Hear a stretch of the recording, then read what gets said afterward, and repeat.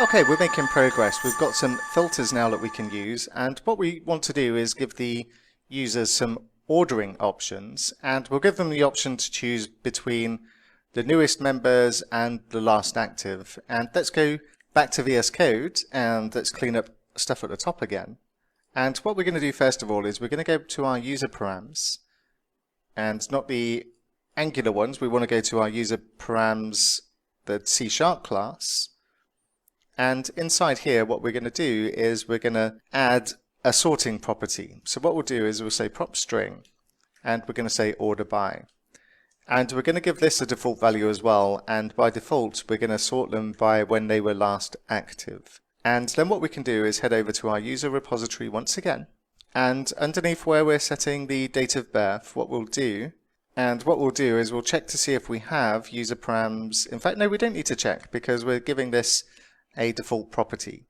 So what we'll do for this one is we'll use a switch statement. We could use if statements for this, but what we'll do is we'll say that our query is equal to, and then we'll say user params, and then we'll get the order by property, and we'll use the new switch expression that we've had available since C# version 8. And inside here, what we can do is we can say created. And then inside here, what we do is we give this an arrow, and then we can say query, and then we can say order by, and in this case, we're going to go descending. And we're going to say u goes to u.created. And then we add a comma, and we've only got two cases here. So the next one's going to be what would be the default case. And the way that we specify default in this switch statement is an underscore, and then another arrow. And then we say query, and we could say order by descending, and we'll say u goes to u.lastActive. And these are the new switch statements, or switch expressions these are now called. So instead of creating a new switch and then you would create your different cases, this is a case for created, this is the case for default.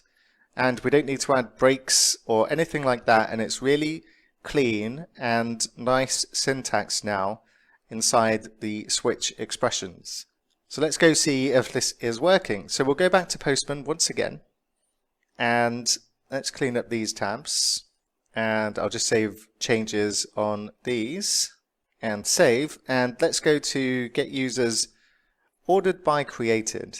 And what I'm doing here is specifying female users with order by created, and let's take a look and see what we get.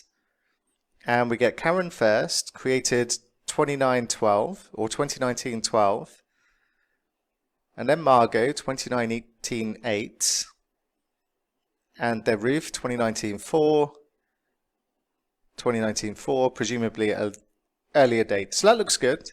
And then we've got another request here for the users by their last active date. So let's click on send.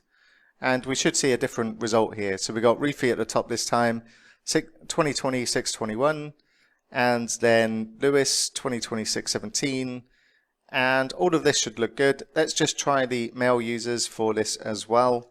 Make sure that this works, and we should see all of the users that we've recently created.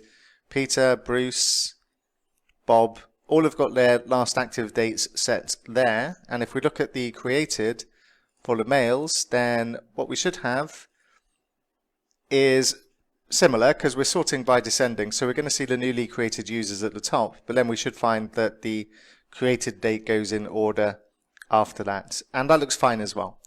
So that's all we need to do for sorting in the API. We just specify order by properties for whatever property it is that we do want to order by. What we'll take a look at next, since we're on the API, is we're going to take a look at action filters so that we can update this last active property when the user interacts with our API in any way. And we'll take a look at that next.